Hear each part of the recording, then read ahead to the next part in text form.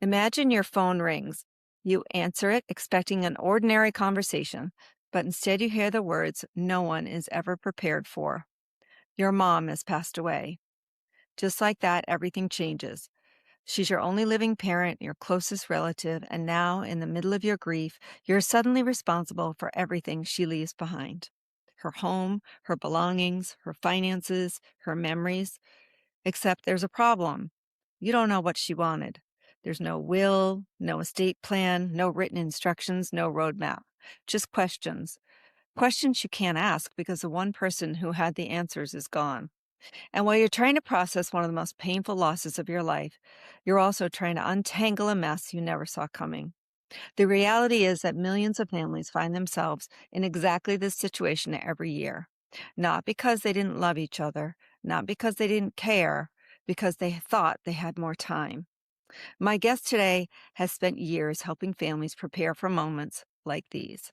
But when his own mother passed away unexpectedly while abroad, what had once been a professional mission became deeply personal. Jermaine Ee is the founder of HeirLight, a guided estate planning platform built around a simple but powerful belief: clarity is love in practical form. Today, we're talking about loss, family, belonging, legacy, and the conversations we all know we should have, but often avoid until it's too late. Jermaine, welcome to Joy of the Hang. Thank you. Thanks for having me. It's great to have you here today. So let's start talk about growing up between two worlds. I want to talk about how you grew up. So you grew up between Los Angeles and Malaysia, and have said you never quite felt like the majority anywhere. How did that shape who you became? I think this feeling of being an outsider, of being in between places, has evolved throughout my life. As I was younger, of course, a younger person socializing in middle school and high school, I really wanted so badly to just belong somewhere. But as I got older, I felt very comfortable being the outsider. I think, in fact, I embrace being the outsider because being an outsider now means to me that I'm the person who's constantly striving. I'm ambitious. I want to grow out of my comfort zone. And it's an identity that I'm really proud of now. Yeah.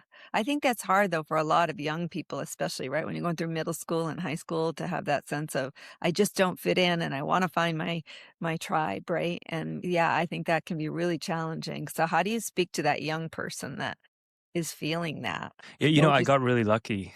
I got Yeah. really lucky because my parents instilled in me this self belief that no matter what people say to me, they may not understand who I am at the time, but I'm special, right? This is something when I had really bad grades, I don't know how my parents did this, but I recall this conversation where my, I don't know, I don't want to throw them under a bus just in case they're listening, but my aunt and friends of my mom were telling her that, what are you going to do about him? He's just not getting it. He's not passing. He's failing every class you can imagine. And even some of my neighbors, told their kids to distance themselves because I was just this guy who's just a rebellious one out there. And I have to give it to my parents that they just kept believing in me. They told me that maybe this system isn't right for you, but that doesn't mean you cannot be you don't have to be responsible, right? You still have to show up to school. There's still consequences if you don't at least pass. But they never made that my self-worth. They made me believe that it's just at some moment in time I'll figure it out and everything will be fine. And it did work out okay. And now you said, I think you called it a gift earlier, like, so why is being the one who doesn't fit in a gift rather than a burden? Yeah, I think I now recognize how fickle life is. And if we just get too settled in this narrative that's in our head, every day we wake up, subconsciously we tell ourselves, what do we deserve in this world, how we should live, and what should we do today? And that narrative, if we don't question it enough, it just becomes the default. And by being an outsider, which means you're constantly looking for what excites you, and normally what excites you is something that is a little bit out of reach, right? That's like human nature. We just like challenging things, like it or Yeah. not. And, sometimes, when I started this project, I know we'll get to HeirLight, but why people often ask me, you're not a lawyer. What makes you qualified to do this? I was like, well, I'm human and I have a deeply personal story of why this matters. And I think I'm pretty smart. So I can hire lawyers. I can figure it out. And being Yeah. an outsider to the field made me question a lot of things that people took for granted in the field. I always said, why try to fit in when it's so much better to stand out, right? Yeah. I think standing out though comes at a cost, right? You're alienated from what you're comfortable with. I guess that's the effect of moving schools so many times. I actually did this math a while ago, but I've probably moved schools 8 times or 9 times throughout like 12 to 14 years. And we moved a lot, partially because I was, one, moving between the countries, but also my grades were bad and I had to drop out at some point and switch to a different public school and things like that. But that kind of forced me, I guess, to learn how to be comfortable in my own skin and to be okay being the new person in the block. But I wouldn't say it's easy. It's Oh, yeah. like a muscle. You got to work on it. Why'd you move around so much besides your Well, grade? Yeah. yeah. Well, my parents were entrepreneurs like I am now. We moved around quite a bit. But the other thing is also out of necessity. I was a very bad student and I got into trouble at school. Luckily, nothing criminal. So nothing stayed on my record. And I was a kid, at 13, I believe. I was kicked out of school for ditching class because I find it too boring to stay in school. I just didn't understand why the size of Saturn mattered to anything that I do in life. Right. So I was a little bit, yeah, I was difficult. I was a difficult student. Do you think you're a better student today? I think I'm a good learner. I don't think I'm a good student. Okay. I don't really like when information's handed to me. I like to question it. I like to challenge why things are a certain way. As reflected, if you ever Google me, there's probably so many things that I've done. Yeah. Yeah, I love that. Speaking of what you've done, your career has zigzagged through politics, education, executive search, logistics, humanitarian work, and entrepreneurship. What's the common thread, do you think? The common thread is never settling. It's in the beginning, it was a little bit about not fitting in. When I went to a very good school, I went to USC in Southern California. And when I graduated, most of my friends went to take on the job that was expected of them. Big Four accounting, consulting, they worked a normal job. But anything that interested me was I was either overqualified for or underqualified for. And n- at the time, it was really difficult because I thought, wow, I've worked so hard. I have a nice degree and I cannot land anywhere that I like. But now I have a little bit more empathy for the recruiters at the time because any recruiter that looked at my resume would think this guy's a little risky. We're not sure how long he's going to stick around. We're not sure if he's going to follow the script, of what we expect of him. And I, Yeah, I completely understand why I'm a risky hire now.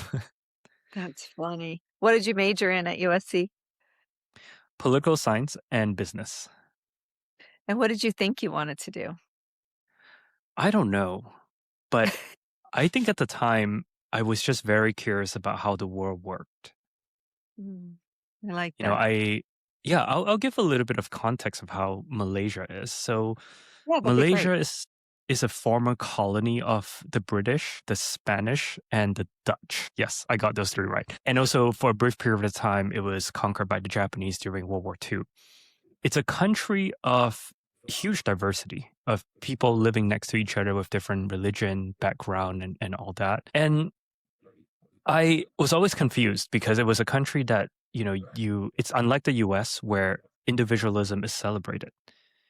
When I grew up in Malaysia, we were told to fit in. There's this thing called the tall poppy syndrome where if you were too different from the people around you, like a tall poppy, you would get cut off just to fit in.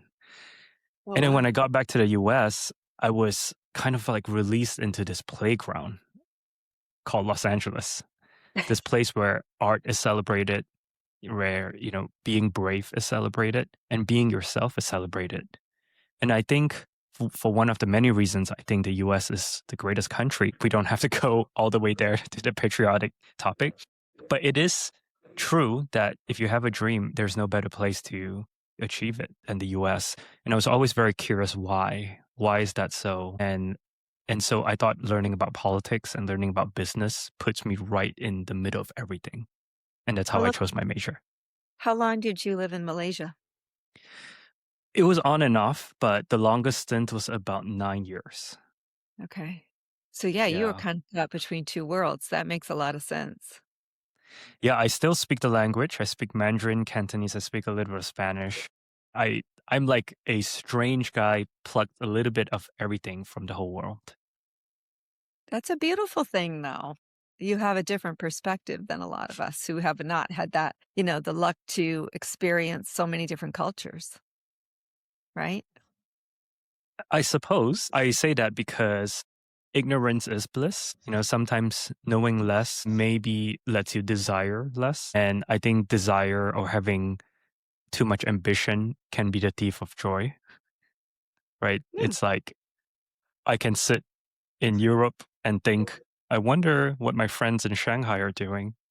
It's like I am too connected to the point where other people's lives, it's like a 24-hour highlight reel in my world. And and because I'm human, I compare myself to them sometimes, and Yeah. it can be tricky. But I Y don't know what the alternative would have been. Right, so if I'm hearing you correctly, sometimes you find it hard to be present and find joy in your present situation because you're seeing everything else going on around you. Am I saying that right? Yeah, I would say so. I think we all have a version of that. Our little brains are not really handled to battle the algorithm, right? We're constantly fed all this information that is either the extreme on the both sides or the sensationalism of like travel the world or go to Bali and live on a rice paddy. Yeah. And we subconsciously compare our lives to that, and it's never going to be enough. Well, and the interesting part is we're just seeing highlight reels on social media. Like we're seeing a, 10-second highlight reel. You don't know what's really going on in someone's life, right? But you're seeing the snapshot thinking, I want that life, or why am I not doing that, right? And spoiler alert, it's almost always not as good as it seems. It's never as good as it seems.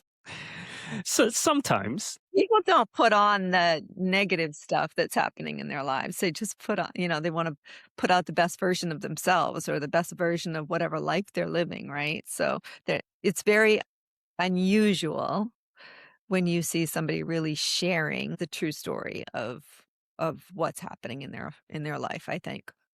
So, and I think that's why a platform like this podcast is so important, right? It's to yeah. ground us a little bit more and realize that there's so much substance, so much messy middle in every story, in every person.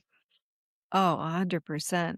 So let's go to the next question. You once cold emailed the treasurer of California because you wanted to understand how power worked. Have you always been that curious? So this was 2016. This was when we had the 2016 presidential election. And I recall specifically sitting in San Diego at a Rotary International conference. So if you know what that is, it's a Yeah, nonprofit yeah, typically for older people. And I was a yeah, member since I was 23. So I was sitting at this table with two friends, one from Alabama and one from Washington. And I knew their political differences, right? But I knew both of them as incredibly kind and generous people. And at this breakfast, I realized they're not hearing each other, right? They're talking about these things and they're not hearing each other because for whatever reason, we lost the ability to be empathetic to someone whose opinion and perhaps values are different. mhm, And it got me thinking, at the time I was working on my startup selling advertising essentially, Snapchat, augmented reality ads. And I thought, you know what? I don't really want to spend the next decade just selling ads and making a little bit more money on an e-com platform, right? So I thought to myself, I want to understand how politics works. So I found this guy. At the time, he was the treasurer of California. And he, like me, is a Asian American immigrant. And he started his journey. He was born in Chicago, went to Wait, did he go to Florida? I think he actually went to school in Florida. This is about 10 years now. And his journey was humbling from washing dishes at a restaurant to becoming the treasurer of at the time, the sixth largest economy in the world. And I thought, what better way to understand what's going on than to get close to him? Someone that I see a lot of myself in, Mm. maybe 30 plus 40 years ahead of me. So I cold emailed him, I followed him around, and I digitally followed him around and emailed his chief of staff. And one thing led to another. I finally got to work for him, and as he was running for governor of California. And that was a ride of a lifetime. I think that exposed a lot of how everything we see in the media these days, everything we see in news coverage, that's the circus, right? But there's a whole operation behind it that created the circus, Right. nonetheless. But it made me very jaded about the world, unfortunately. But it Yeah. also made me a realist as to what positive change can happen and as well as how difficult it is. So, what did he teach you about how power works? I think what he taught me the most is he allowed me to sit next to him in meetings, to watch, people interact with each other. And I think I'll say this, there's no truer statement in politics than the fact that money comes with expectations.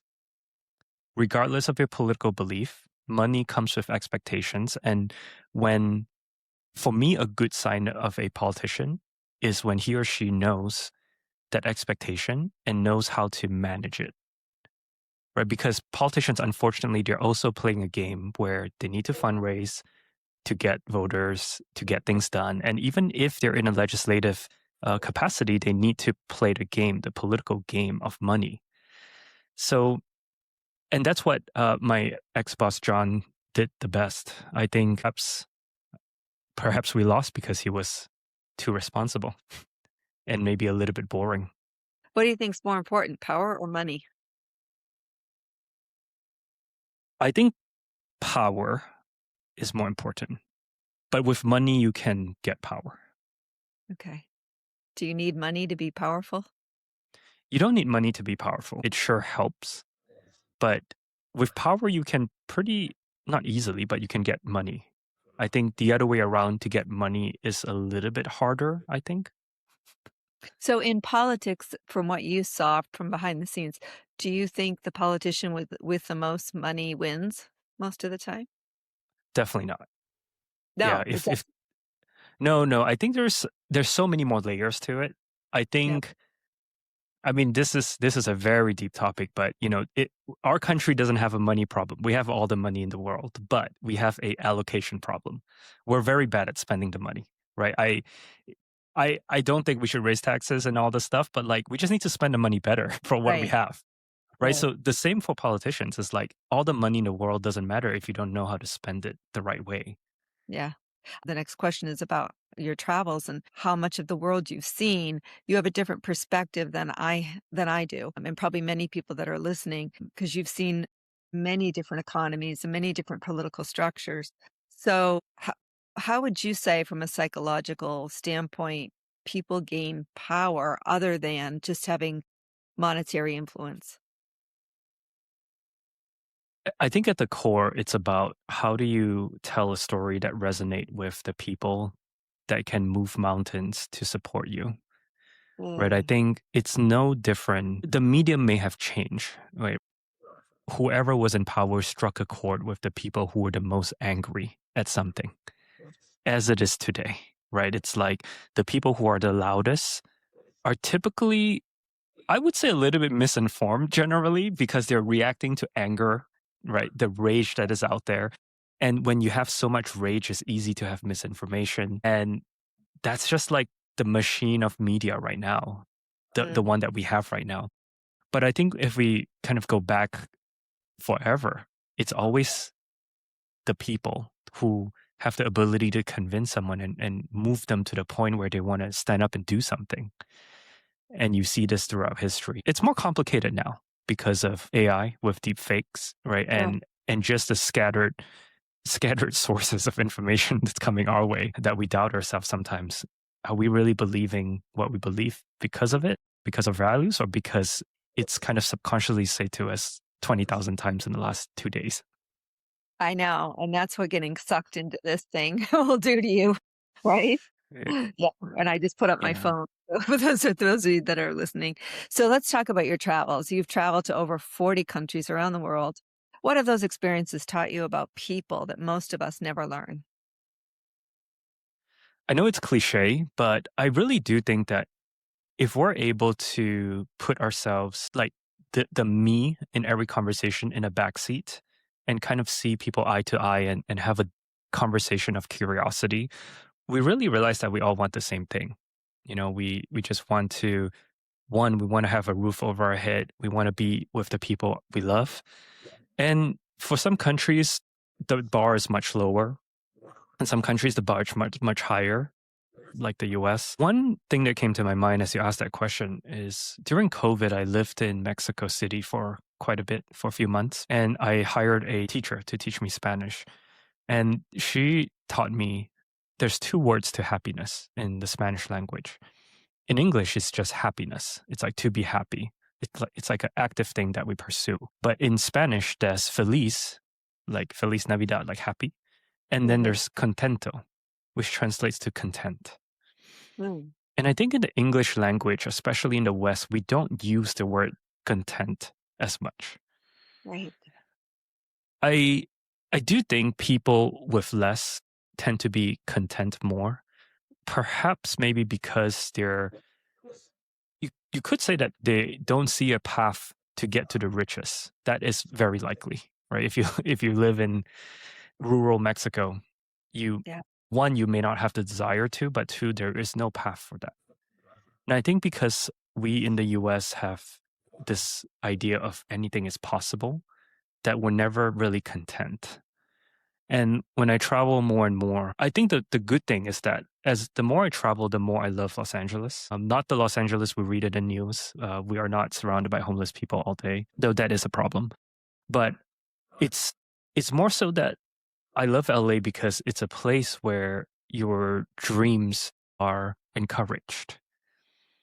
Oftentimes when I'm in a different country, I would tell people, "Oh, what about this idea? That's so cool." And they're like, it's not going to work because of this, this, this. And I'm pointing my finger. They're saying all the reasons why it won't work. Yeah. And I just love the places that I grew up in LA and in some ways in New York and San Francisco, where when you tell somebody your dream, they tell you, "Ooh, that's cool. What about 10 other things that have you considered?" Right. And I just love that so much. Yeah. And how can we help, right? How can we help you get there? That's the other thing here I find, which is so beautiful. So, are you content or happy right now? I am content more than I'm happy. I have probably 8 or 9 things in my head today that I am trying to solve. But I am going to a concert tonight, so who am I to complain about these first world problems, really? Hopefully that makes you happy. Who are Yeah. you seeing in concert? So this will give my location away, but I'm seeing Black Coffee. It's a South African DJ. Oh, okay. I'm Yeah. not a So what do you think separates people who build meaningful lives from those who simply build successful ones? Mother's Day was last month, and I went to Rome with my girlfriend's mom. And as they are Europeans, they take their time in the Vatican Museum to look at every art. But I'm a little impatient, so I walked all the way into the Sistine Chapel. And while I was sitting there, I was listening to this book by a woman named Bonnie Ware. And her book is titled "The Five Regrets of the Dying." She was a caretaker in her Mm, life, and the first one is the biggest regrets of people who are dying is that they wish they had the courage to live a life true to themselves. mm, And as I was sitting in the Sistine Chapel, I was watching people from all over the world walk into the chapel for the first time. You know, I kept thinking, we are so, we're such interesting beings that, we are social. We need religion for meaning, at least a lot of majority of people in the world. they do. And we give all these things meaning, but we oftentimes don't question any of it.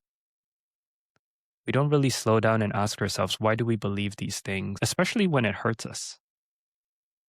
Right. So I think the people who are able to live a meaningful life somehow, one, question that. Not every day, because that would be exhausting, but once in a while, when too many days in a row you wake up and you feel misaligned, you wake up and you feel tired, anxious, maybe that's the time to question yourself. And a tip that I got from my mentor many, many years ago was to just look at my calendar and circle the things that increase my energy and cross the things that decrease my energy Yeah. and try to align myself to do more of those that I circle. Right. And I know it's a thing that people talk about, but we actually don't remember to do that often enough. Yeah, I do think the other thing that helped me the most is when I was 22, 23. I'm 34 now for context. I wrote my own eulogy. I had read this somewhere. At Very what? strange. At 23 years old? At 23 years old, I wrote You wrote my own eulogy, Okay. and in it, I say, I want to be admired. I want to be recognized.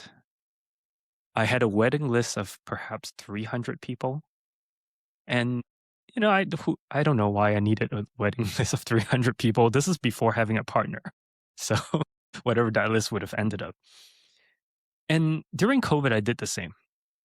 During COVID, I wrote my eulogy again because it was a time where a lot of people are stuck at home and self-reflecting.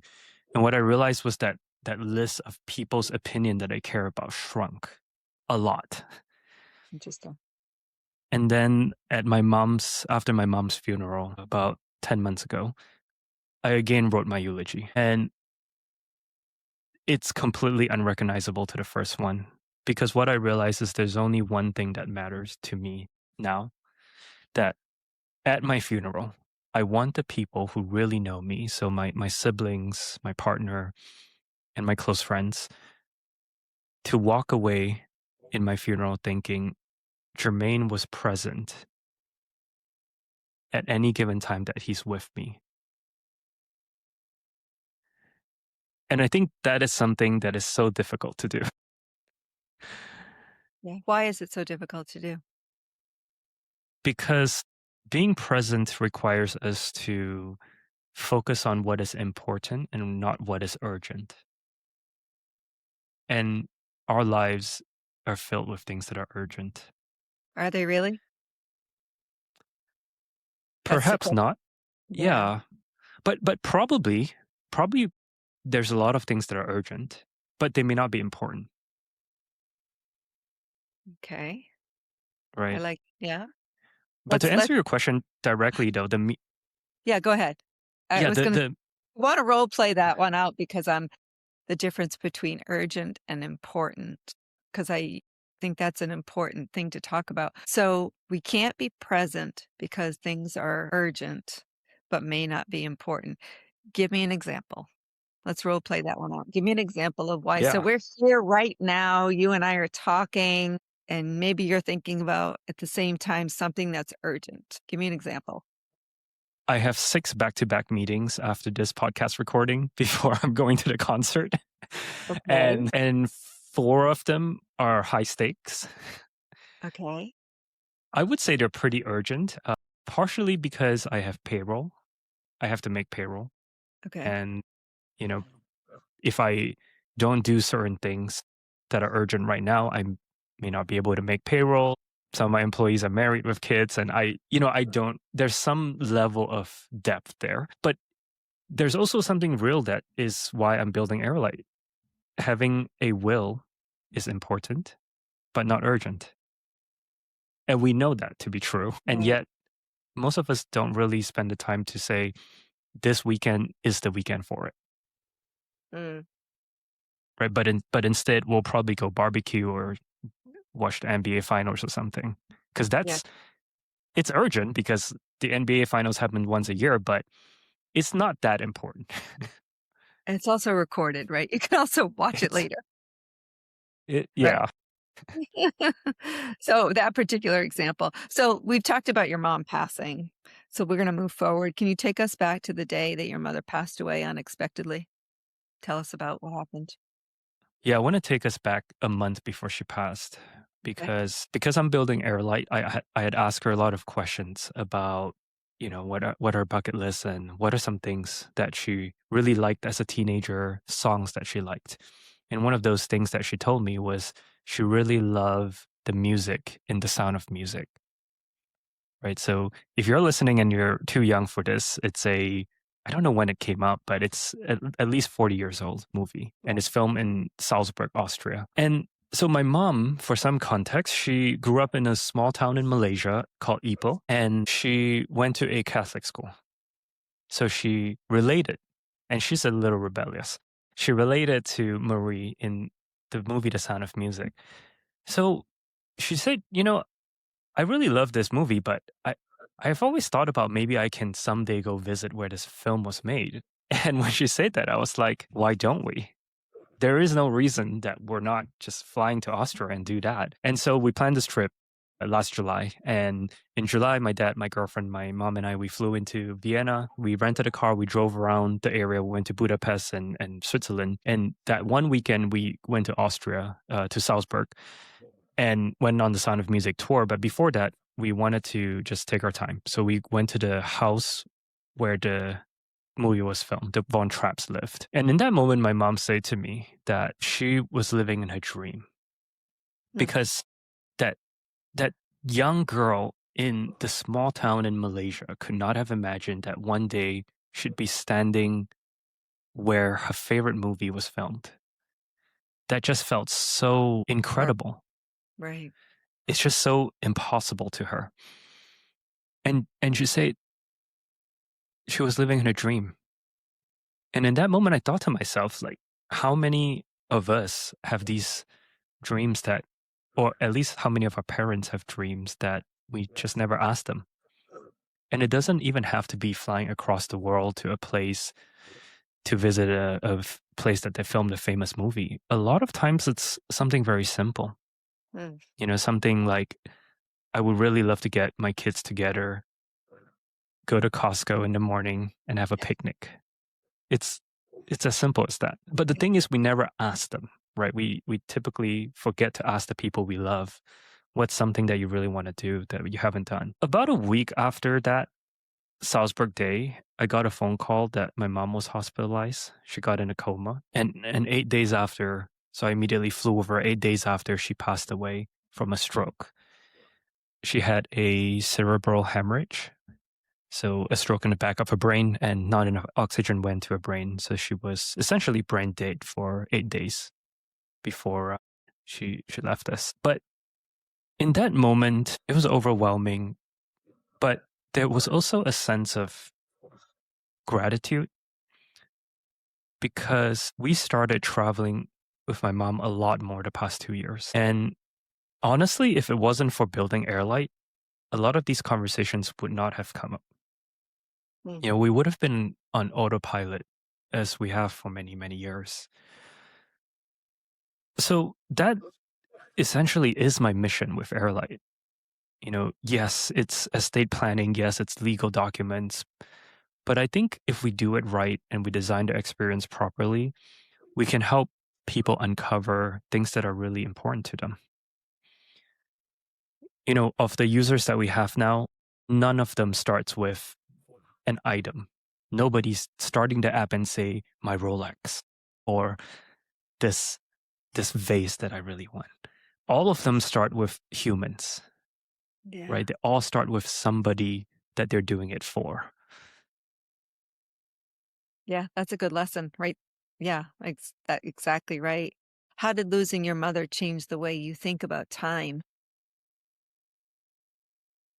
I have a very good journal practice. I've been journaling for the last 10 years. Every Sunday, I've missed many Sundays, but most Sundays, I sit down and I ask myself, what am I grateful for? What am I frustrated by? And what am I looking forward to, at the very least? And for months after my mom's death, I could not get myself to open that journal. I found it really difficult to be grateful for anything. I found it was all frustration. It was the all the stages of grief, the disbelief, the anger towards the world. Why do bad things happen to good people? And maybe 4 months or so in, when the thoughts have settled a little bit, I my parents are Buddhists. I'm not much of a Buddhist. I follow them to the temple sometimes, but I don't know. I can't say that I know a lot about it. But what I really like about some of the teachings is that things happen not because of anything. Things just happen. It kind of falls in line with the Stoics of, there is no reason. And the more you try to find a reason to things, the more you suffer. Right. And what I realized is that I was trying to answer something so big, which is now that the most certain thing in my life, my mom, is gone. How can I possibly continue my life and being grateful for things when I know that she's gone? And then what brought me back to the journal was just to go back to the basics of the little things.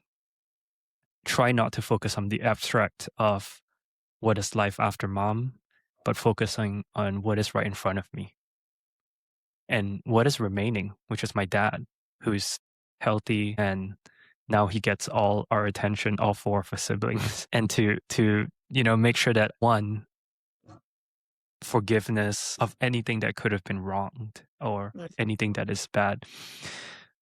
I'll do a quick caveat. I learned a lot about life watching people come to my mom's funeral. And because I was the oldest son, I sat next to her casket and I listened to some of the things they say to her. And it made me realize my mom was a much cooler person. I think she's super cool, but I realized she helped so many people without telling me. She's borrowed money to a lot of people that I have no idea about. And she's really helped people that could not have done anything back for her. And I think that was really cool. Yeah. But also, she forgave a lot of people that haven't forgave themselves for whatever might have happened in their life, maybe even 30 years ago. And it made me realize that at the end of life, actually, nothing really matters, right? It's just, do we get to spend enough time with the people we love? And can we really look back at any time and feel like we did it? Like it was that simple. We just did what we wanted to as much as we can. Yeah. That's beautiful. What do people not understand about grief until they've lived through it?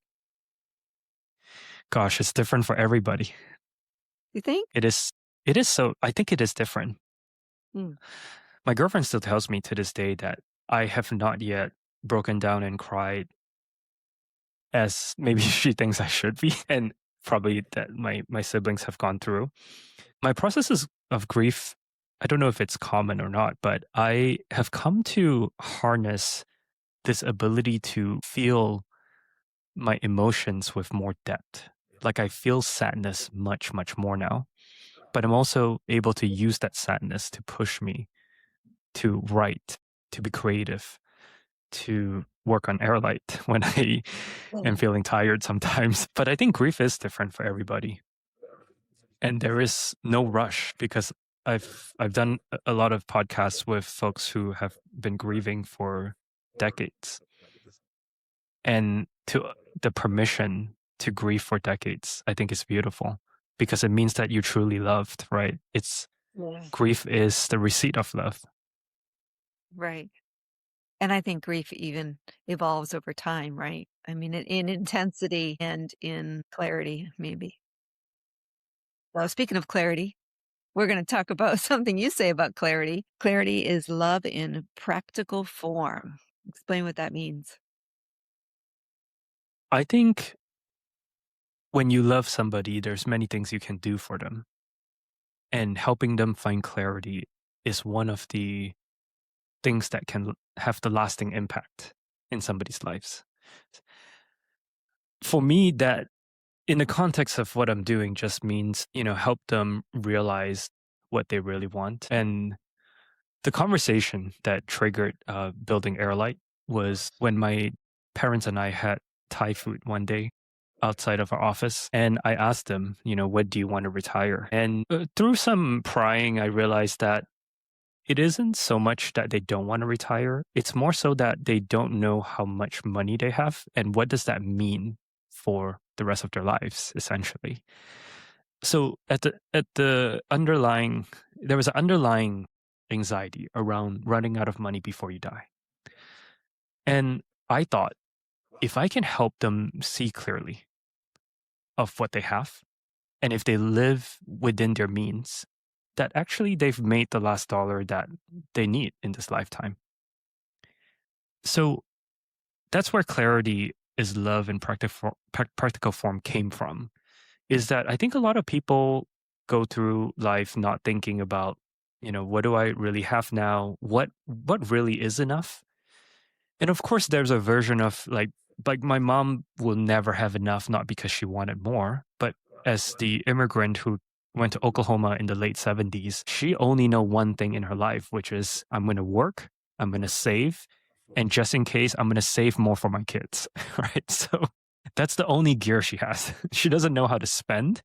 She doesn't know how to sit on a beach and drink coconut and relax.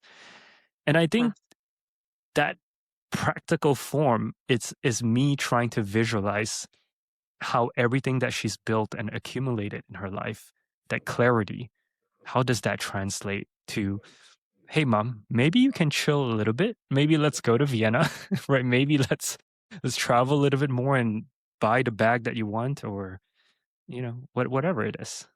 Yeah. So let's talk about HeirLight. How do people find it? Is it available now? Are you still working on it? Tell me about, and what does it exactly provide for people? We brought up estate planning a few times, but explain to our listeners a little bit more about HeirLight and why they might need it. HeirLight is an application available on your phone as well as on the web. Because probate law is different in all 50 states, we are making our way through state by state. So we are in Florida now. We are in, I believe, 12 of the largest states in the country. So that covers about half the population. We realize one thing, which is 70% of Americans don't have an estate plan. For those that know that they need an estate plan, a big part of it is that it feels too heavy, or it feels too expensive, or it feels like estate plan is for rich people only. Like, who am I to be thinking about this? But if you dig a little bit deeper into it, it is avoidance. It is, I just don't want to take on this task that I subconsciously told myself that is too difficult.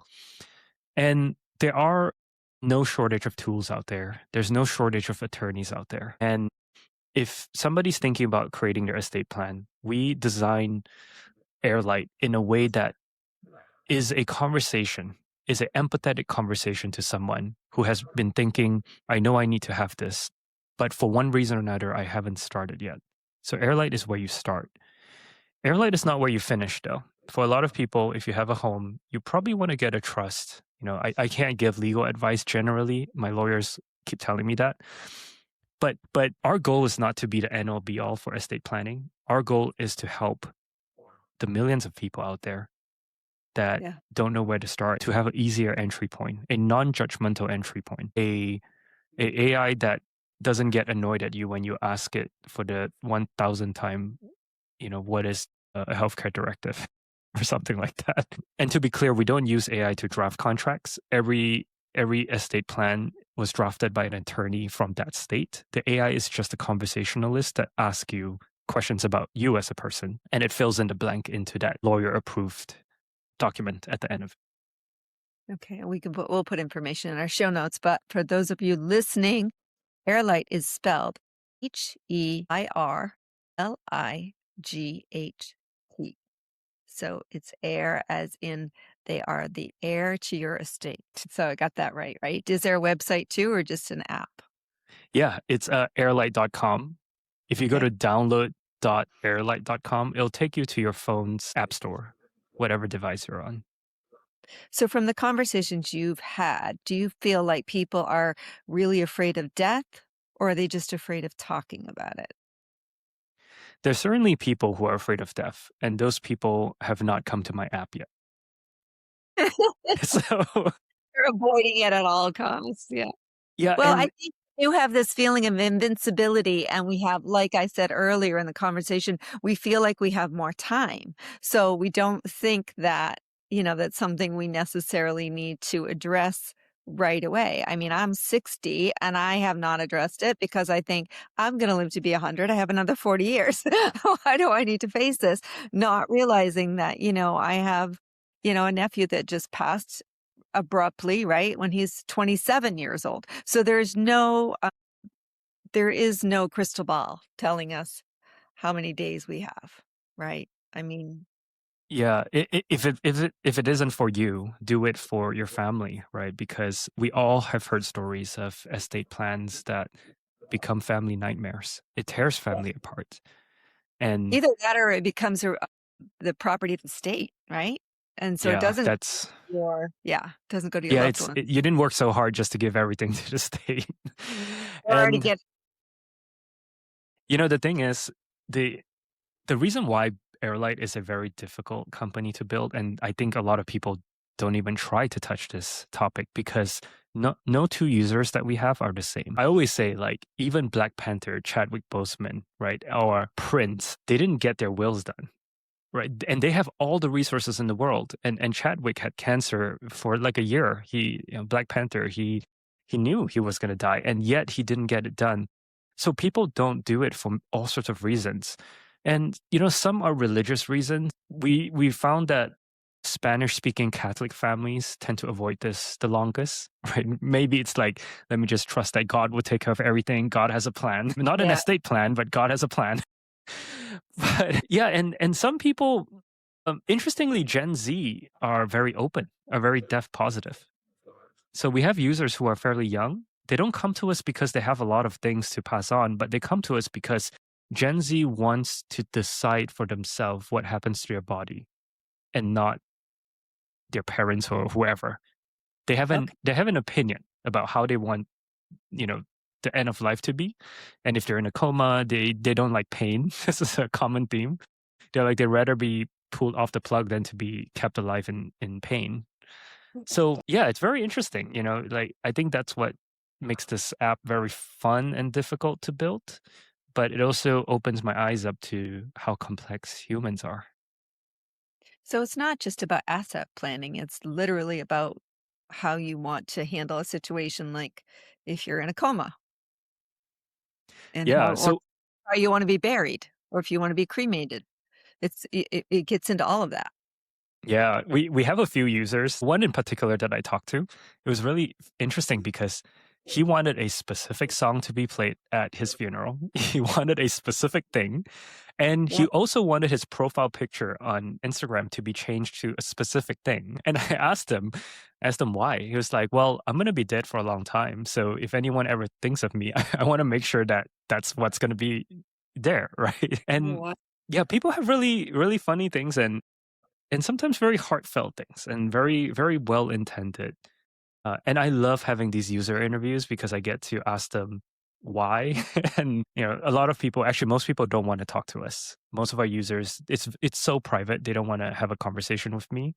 But Yeah. some do, and I get to really understand why these things happen. I Right. do want to talk about this health directive real quick. So Please do. when yeah, when my mom was in a coma, my dad was next to her, so he was the obvious person to make a decision should he had to decide, do we keep her on the machine or do we pull the plug?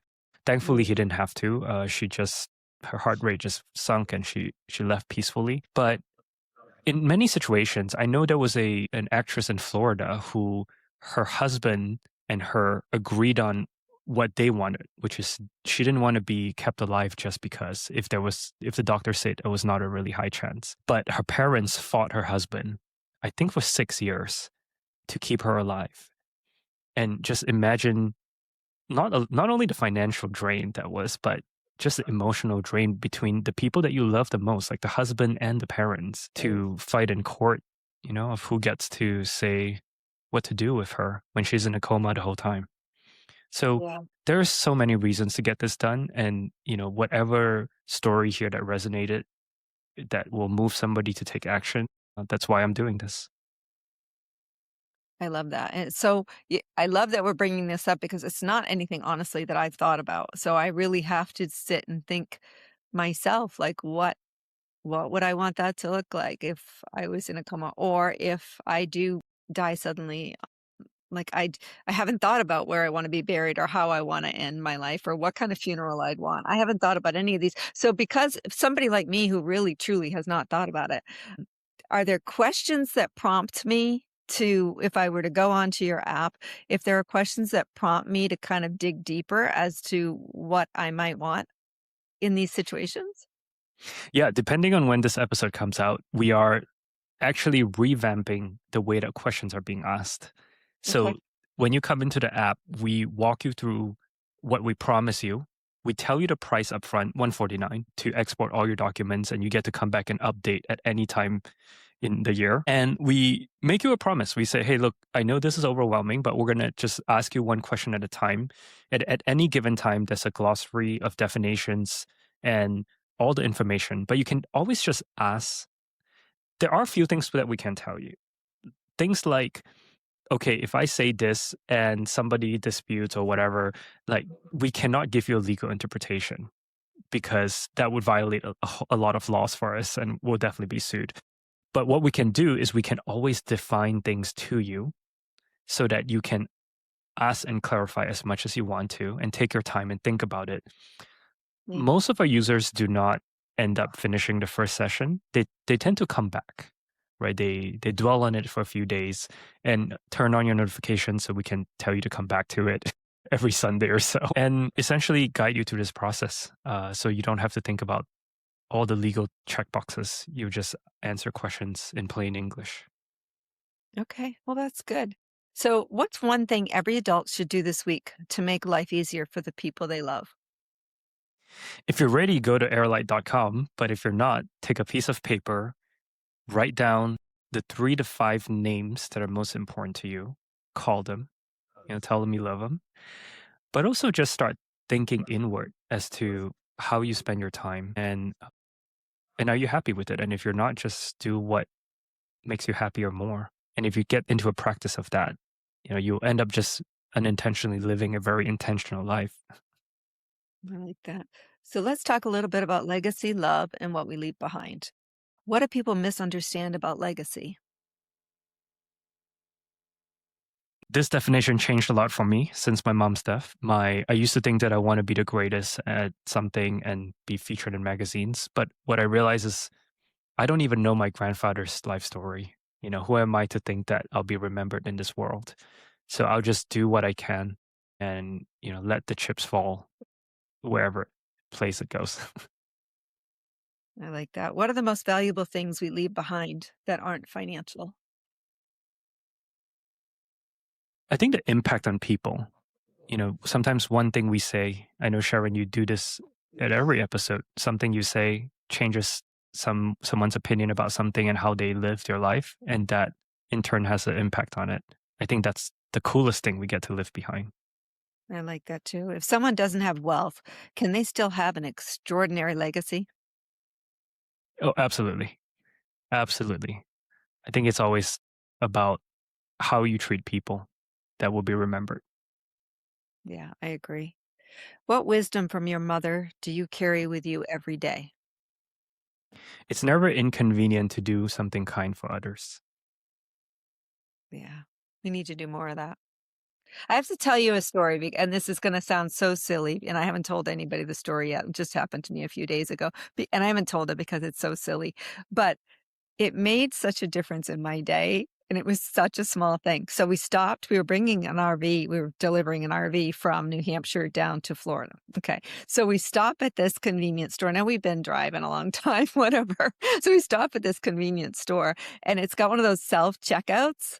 And so you have to scan your own items, but I couldn't find the scanner. And this young man next to me was like, okay, you have to scan it under there. And I'm like, okay, thanks.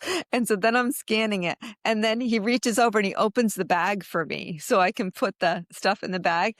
And I thought it's such a small thing, but there were 2 acts of kindness he did in less than 5 minutes that I was like, that was so nice of you to do that. Like, I want you to come shopping with me all the time.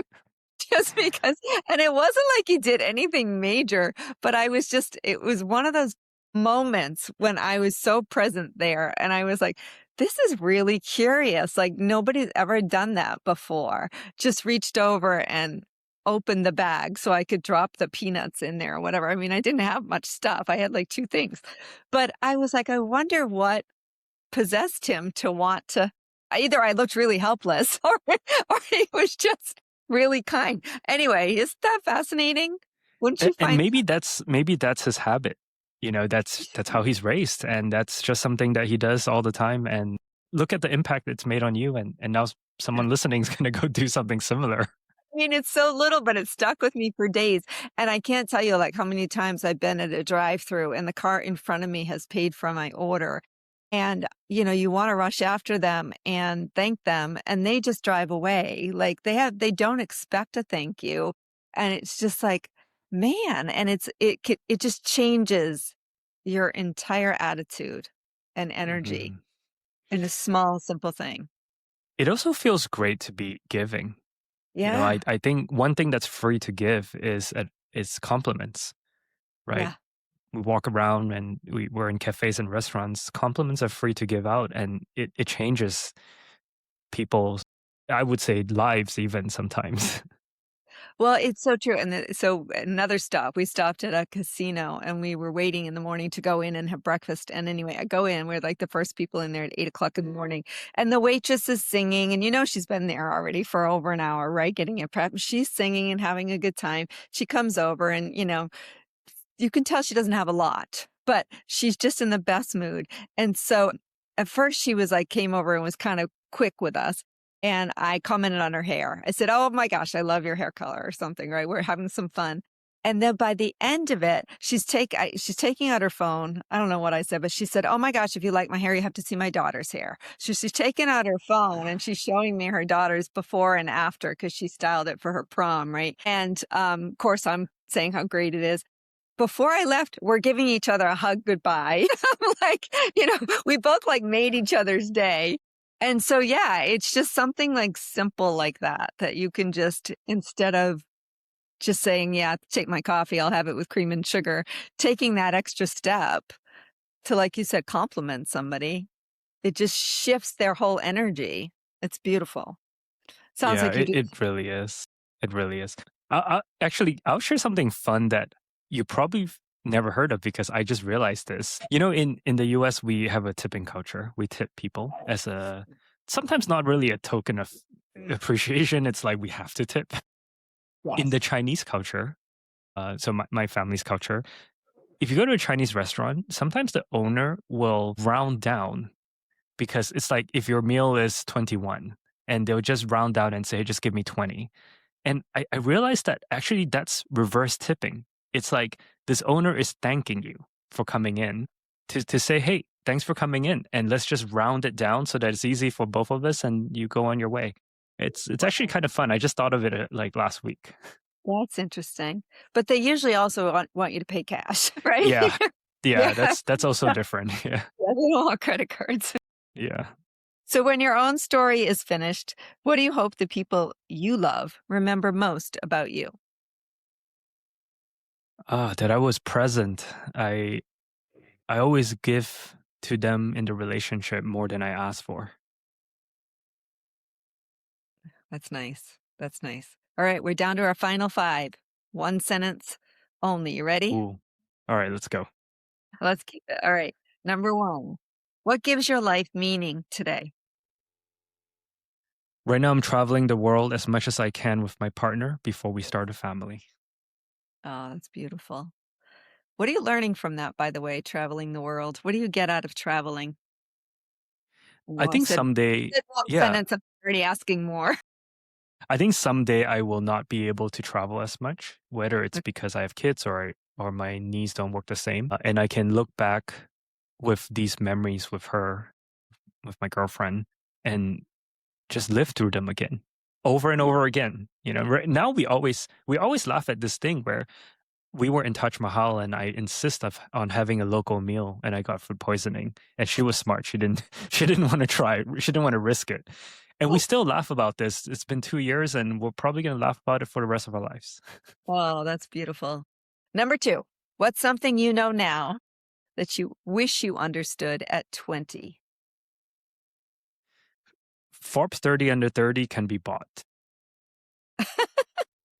Well, not to but I think a lot of external recognition in the world can be gamed. That's not what I should be chasing. Yeah, you can pay to play. Yeah. It's true. Number 3, who has had the greatest influence on your life? I'll say it's my mom and my dad in that order. And then if we go outside of my family, it would be Kobe Bryant, probably right there. Okay. Did you know him or you're just a fan? Just a fan, but I became a fan at the time where I had really bad grades. I didn't have a lot of friends because I moved back to the US. I was bullied, and I was watching him win, watching him preach work ethic, showing up early, working late, and that affected a lot of how I got back up. That's beautiful. Number 4, what conversation should everyone have before it's too late?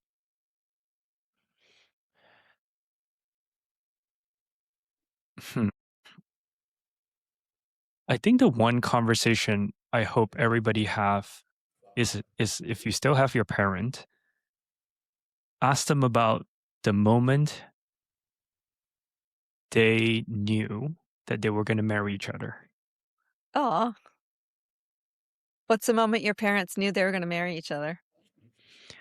They had a really practical relationship, I think. They moved in pretty quick, and honestly, in the late '70s, there weren't that many Asians in Oklahoma, so they had each other. But it was romantic. I don't know if my dad wanted me to share because, he's still here.